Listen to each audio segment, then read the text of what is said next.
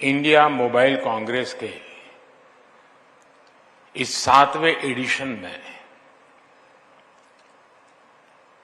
आप सबके बीच आना अपने आप में एक सुखद अनुभव है। 21वीं सदी की तेजी से बदलती हुई दुनिया में ये आयोजन करोड़ों लोगों का भाग्य बदलने की क्षमता रखता है। एक समय था जब हम फ्यूचर की बात करते थे तो उसका अर्थ अगला दशक या 20-30 साल बाद का समय या फिर अगली शताब्दी होता था, लेकिन आज हर दिन टेक्नोलॉजी में तेजी से होते परिवर्तन के कारण हम कहते हैं the future is here and now.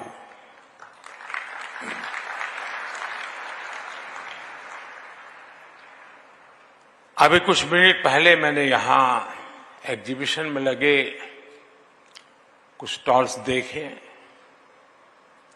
इस एग्जीबिशन में मैंने उसी फ्यूचर की झलक देखी, चाहे टेलीकॉम हो, टेक्नोलॉजी हो या फिर कनेक्टिविटी, चाहे 6G हो, AI हो, साइबर सिक्योरिटी हो, सेमीकंडक्टर्स हो, ड्रोन या स्पेस सेक्टर हो, डीप सी हो, ग्रीन टेक हो या फिर दूसरे सेक्टर्स।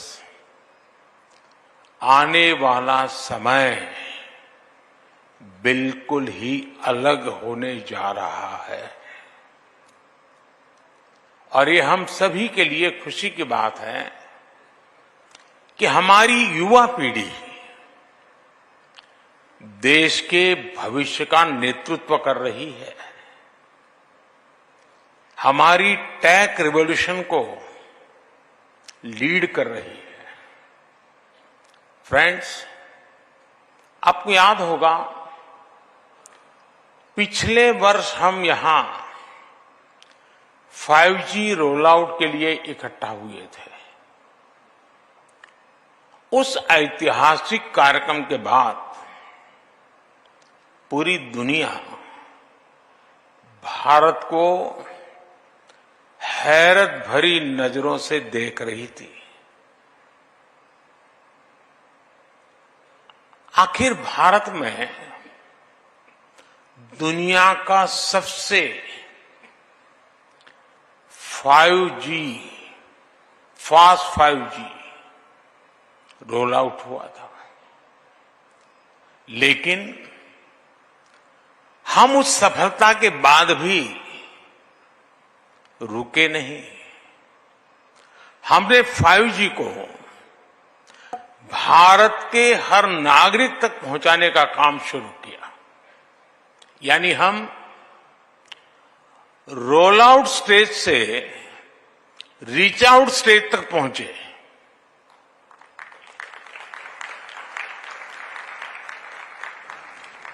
साथियों, 5G लॉन्च के 1 साल के भीतर ही भारत में करीब 4 लाख 5G बेस स्टेशंस बन गए हैं। इनसे देश के 97% शहरों और 80% से ज्यादा पॉपुलेशन को कवर किया जा रहा है। भारत में पिछले 1 वर्ष में मीडियन मोबाइल ब्रॉडबैंड उसकी स्पीड करीब 3 गुना बढ़ गई है। मोबाइल ब्रॉडबैंड स्पीड के मामले में भारत एक समय था 118 से हम वहां पर अटके पड़े थे, आज 43rd पोजीशन पर पहुंच गए हैं।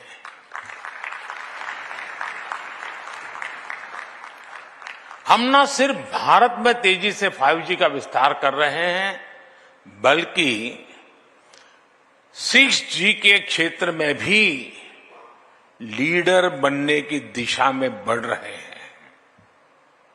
हमारे यहां 2G के समय क्या हुआ था,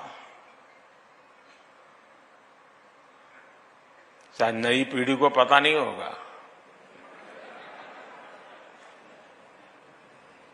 लेकिन मैं इसका वर्णन नहीं करूंगा, वरना शायद मीडिया वाले उसी बात को पकड़ेंगे और किसी चीज को बताएंगे नहीं।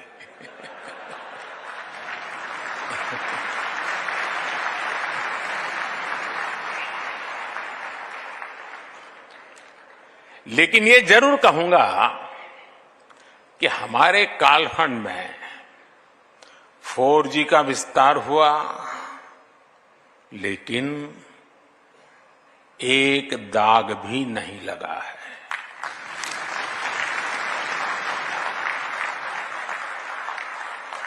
मुझे विश्वास है कब 6G में भारत दुनिया को लीड करेगा।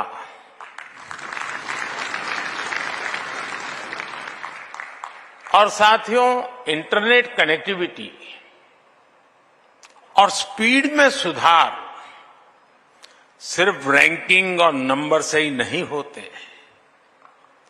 इंटरनेट कनेक्टिविटी और स्पीड में सुधार ईज ऑफ लिविंग को भी बढ़ा देते हैं। जब इंटरनेट स्पीड बढ़ती है तो स्टूडेंट को अपने टीचर से ऑनलाइन कनेक्ट होने में और आसानी हो जाती है। जब इंटरनेट स्पीड बढ़ती है तो अपने डॉक्टर से टेलीमेडिसिन के लिए कनेक्ट करते वक्त मरीज को सीमलेस एक्सपीरियंस होता है। जब इंटरनेट स्पीड बढ़ती है तो टूरिस्ट को किसी लोकेशन तलाशने के लिए मैप्स का इस्तेमाल करने की परेशानी नहीं आती। जब इंटरनेट स्पीड बढ़ती है तो किसान और आसानी से खेती की नई टेक्निक को सीख पाता है, समझ पाता है। कनेक्टिविटी की स्पीड और अवेलेबिलिटी सोशल और इकोनॉमिक दोनों ही रूप से बड़ा परिवर्तन करते हैं। साथियों, हम हर क्षेत्र में पावर ऑफ डेमोक्रेटाइजेशन पर विश्वास करते हैं। भारत में विकास का लाभ हर वर्ग, हर क्षेत्र तक पहुंचे। भारत में संसाधनों का सभी को लाभ मिले, सभी को सम्मानजनक जीवन मिले और सभी तक टेक्नोलॉजी का फायदा पहुंचे। इस दिशा में हम तेजी से काम कर रहे हैं और मेरे लिए यही सबसे बड़ा सामाजिक न्याय है। नागरिकों के लिए access to capital, access to resources and access to technology हमारी सरकार की प्राथमिकता है। चाहे वो मुद्रा योजना के तहत कोलेटरल फ्री लोन्स की बात हो, या स्वच्छ भारत के टॉयलेट्स की, या जेम ट्रिनिटी से होने वाले डायरेक्ट बेनिफिट ट्रांसफर की, इन सभी में एक बात कॉमन है। ये देश के सामान्य नागरिक को वो अधिकार दिला रहे हैं जो उसे पहले मिलने मुश्किल थे। और निश्चित तौर पर इसमें टेलीकॉम टेक्नोलॉजी ने बड़ी भूमिका निभाई है। भारत नेट प्रोजेक्ट ने अब तक करीब 2 लाख ग्राम पंचायतों को ब्रॉडबैंड कनेक्टिविटी से जोड़ा है। हमारी अटल टिंकरिंग लैब्स के पीछे भी यही थॉट है। 10,000 लैब्स के जरिए हम करीब 75 लाख बच्चों को कटिंग एज टेक्नोलॉजी से जोड़ पाए हैं। मुझे विश्वास है कि एकेडमिक इंस्टीट्यूशंस में 100 5G यूज केस लैब्स शुरू होने के आज के अभियान से भी ऐसा ही एक व्याप बढ़ने वाला है। नई पीढ़ी को जोड़ने का एक बहुत बड़ा इनिशिएटिव है ये। किसी भी क्षेत्र से हमारे युवा जितना अधिक जुड़ेंगे, उस क्षेत्र के विकास की संभावना और उस व्यक्ति के विकास की संभावना उतनी ही अधिक होगी। ये लैब्स भारत के युवाओं को बड़े सपने देखने और उन्हें हासिल करने का विश्वास जगाती है। और मुझे पूरा भरोसा है कि हमारे युवा अपनी एनर्जी, अपने एंथुजियाज्म और अपनी स्पिरिट ऑफ एंटरप्राइज से मैं पक्का मानता हूं आपको सरप्राइज कर सकते हैं। कई बार वो किसी पर्टिकुलर टेक्नोलॉजी से ऐसे ऐसे काम करेंगे जिनके बारे में उस टेक्नोलॉजी को बनाने वालों ने भी नहीं सोचा होगा। इसलिए मैं अभी कुछ दिन पहले एक वीडियो देख रहा था। हमारे देश के लोगों की सोच कैसी है, और ड्रोन का ये भी उपयोग हो सकता है। हनुमान जी को इस रामायण के जो मंचन हो रहा था ना, तो हनुमान जी को जड़ी बूटी लेने के लिए जाना था, तो उन्होंने ड्रोन पर हनुमान जी को भेजा।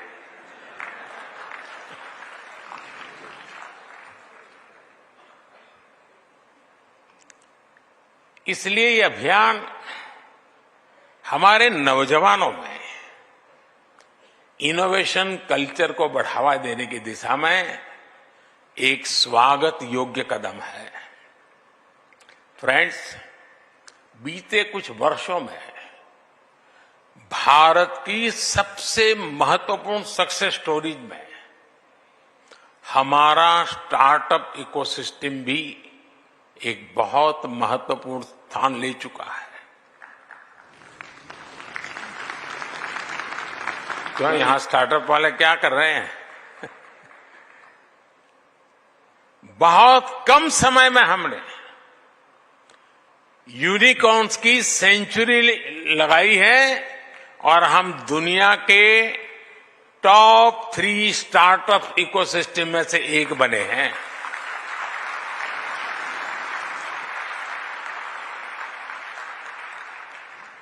दो 2014 में हमारे पास, मैं 2014 क्यों कह रहा हूं पता है ना? वो तारीख नहीं है, एक बदलाव है।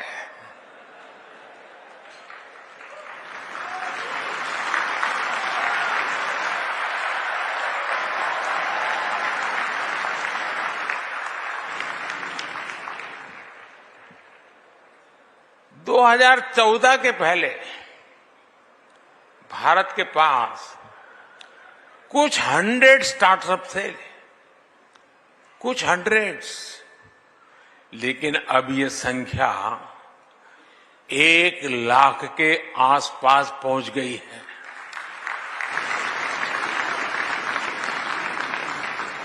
ये भी बेहद अच्छा है कि स्टार्टअप को मेंटर और एनकरेज करने के लिए इंडिया मोबाइल कांग्रेस ने एस्पायर प्रोग्राम की शुरुआत की है।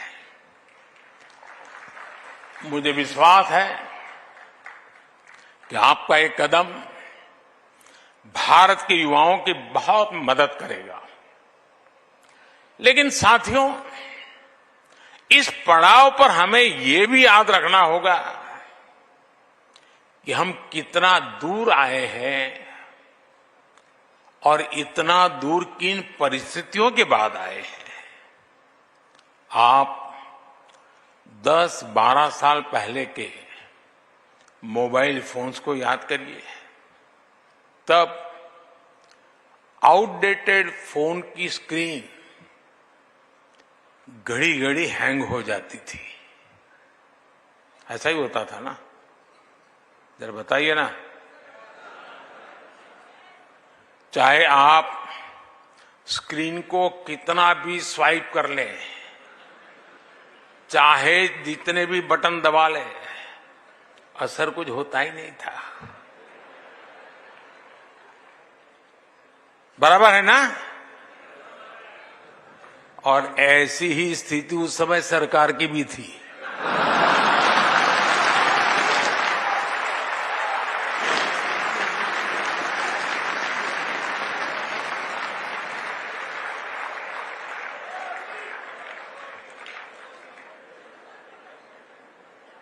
उस समय भारत की अर्थव्यवस्था का या कहें या तब की सरकार ही हैंग हो गए वाले मोड में थी।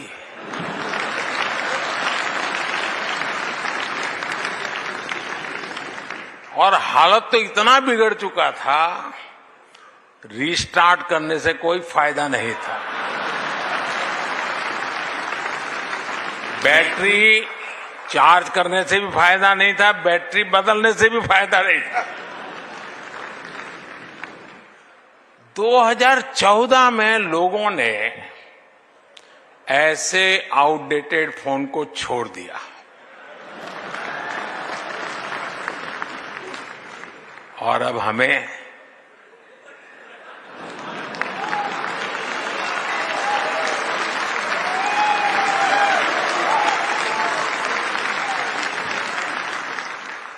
सेवा करने का अवसर दिया।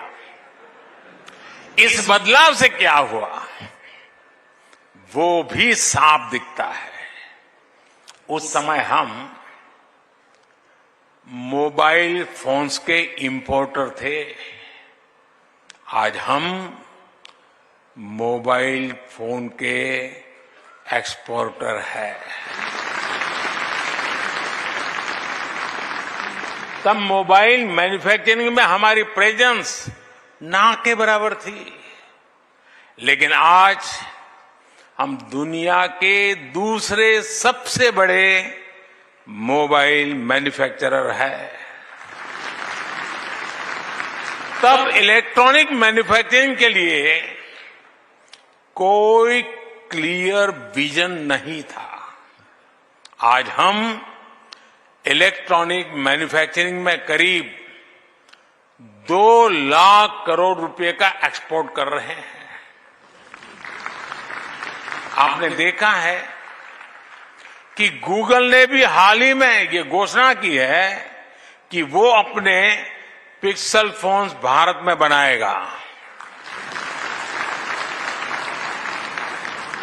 सैमसंग के फोल्ड 5 और एप्पल के आईफोन 15 पहले ही भारत में बनना शुरू हो गया है।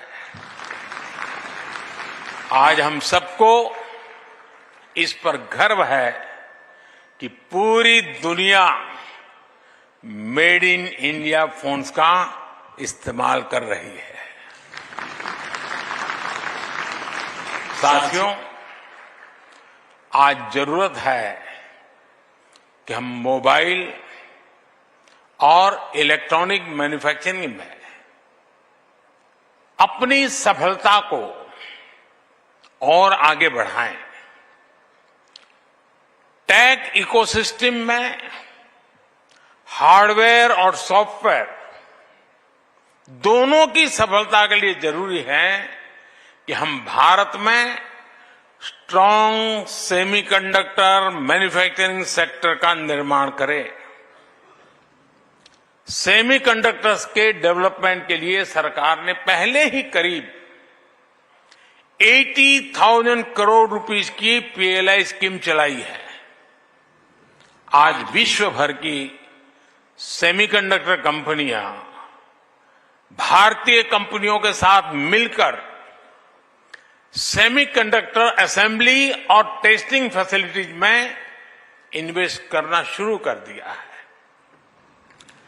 भारत का सेमीकंडक्टर मिशन सिर्फ अपनी डोमेस्टिक डिमांड ही नहीं, दुनिया की जरूरत पूरी करने के विजन पर आगे बढ़ रहा है।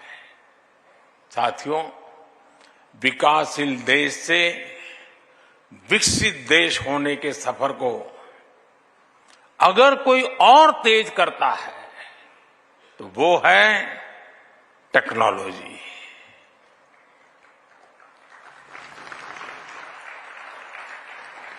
हम देश के विकास के लिए जितना ज्यादा टेक्नोलॉजी का इस्तेमाल करेंगे, उतना ही विकसित होने की दिशा में आगे बढ़ेंगे। डिजिटल टेक्नोलॉजी में हम ऐसा होता हुआ देख रहे हैं जहां भारत किसी भी विकसित देश से पीछे नहीं है। ऐसे ही हर सेक्टर में बदलाव लाने के लिए हम उसे टेक्नोलॉजी से जोड़ रहे हैं। हम सेक्टर्स के हिसाब से अलग अलग प्लेटफॉर्म्स बना रहे हैं। लॉजिस्टिक्स के लिए पीएम गति शक्ति national master plan, health care के लिए national health mission, agriculture sector के लिए एग्री स्टैक, ऐसे अनेक प्लेटफॉर्म बनाए गए हैं। साइंटिफिक रिसर्च क्वांटम मिशन और नेशनल रिसर्च फाउंडेशन में भी सरकार बड़े पैमाने पर इन्वेस्ट कर रही है। हम indigenous design and technology development को भी लगातार प्रमोट कर रहे हैं। मुझे ये जानकर भी खुशी हुई कि इंटरनेशनल टेलीकॉम यूनियन और इंडिया मोबाइल कांग्रेस साथ मिलकर innovation and entrepreneurship for SDGs विषय पर एक इवेंट कर रहे हैं। साथियों, इन सारे प्रयासों के बीच एक बहुत ही इंपॉर्टेंट एस्पेक्ट है जिसकी तरफ मैं आपका ध्यान ले जाना चाहता हूं।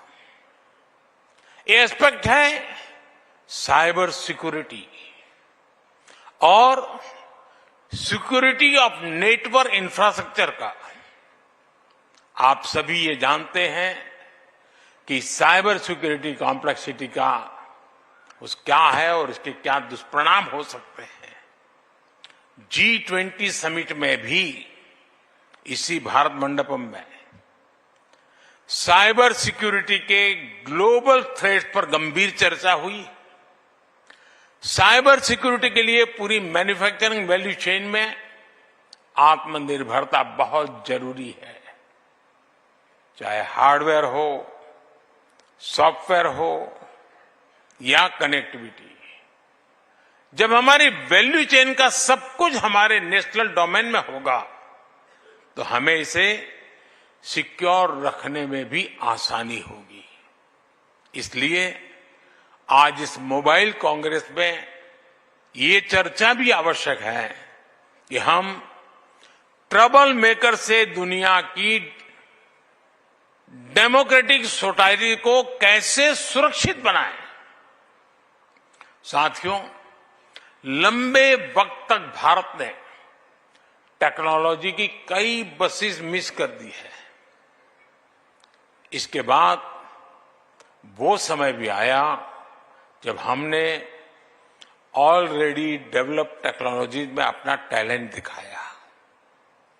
हमें हमारी आईटी सर्विस इंडस्ट्री के उसने भी उसको अभी बढ़ाने के लिए भरपूर जो प्रयास हुआ है। लेकिन अब 21वीं सदी का ये कालखंड भारत की थॉट लीडरशिप का समय है। और मैं यहां बैठे हुए सबको और ये जो 100 लैब्स के उद्घाटन में बैठे हुए नौजवानों को कह रहा हूं, और विश्वास कीजिए दोस्तों, जब मैं कोई बात कहता हूं तो गारंटी से कम नहीं होती है।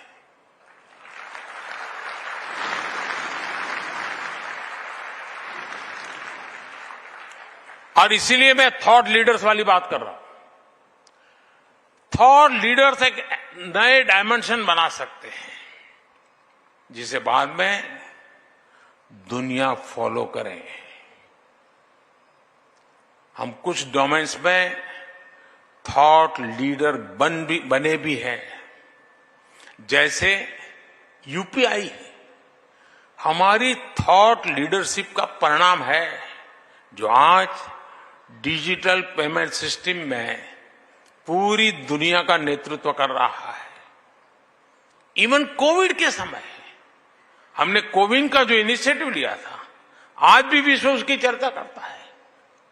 ऐसा वक्त है कि हमें टेक्नोलॉजी के एक्सीलेंट एडॉप्टर और इम्प्लीमेंटर्स के साथ साथ टेक्नोलॉजी का थॉट लीडर भी बनना ही होगा। भारत के पास यंग डेमोग्राफी की ताकत है, वाइब्रेंट डेमोक्रेसी की ताकत है। मैं इंडिया मोबाइल कांग्रेस के लोगों, खासकर इसके युवा सदस्यों को आमंत्रित करता हूं कि वह इस दिशा में आए, आगे बढ़े। मैं आपके साथ हूं। आज एक ऐसे समय में जब हम विकसित भारत बनने की दिशा में आगे बढ़ रहे हैं, थॉट लीडर्स के रूप में आगे बढ़ने का ये ट्रांजिशन पूरे सेक्टर में क्रांतिकारी परिवर्तन ला सकता है। और मुझे विश्वास है, और ये मेरा विश्वास आप लोगों की क्षमता के कारण है, मेरा विश्वास आपके सामर्थ्य पर है, आपकी क्षमता पर है, आपके समर्पण पर है। और इसलिए मैं कहता हूं कि ये हम कर सकते हैं, जरूर कर सकते हैं। फिर एक बार आपको बहुत बहुत शुभकामनाएं। और मैं देश के, दिल्ली के, अगल बगल के इलाके के नौजवानों से आग्रह करूंगा कि वो भारत मंडपम में आए और ये जो एग्जीबिशन लगा है, जिसकी टेक्नोलॉजी में रुचि है, टेक्नोलॉजी भविष्य में जीवन में कैसे नए नए क्षेत्रों को छूने वाली है, उसको समझने के लिए ये बहुत बड़ा अवसर है। मैं सबसे आग्रह करूंगा, मैं सरकार के सभी विभागों से भी आग्रह करूंगा कि उनकी जो टेक्नोलॉजी की टीम हो, वो भी यहां आकर इन चीजों को देखे।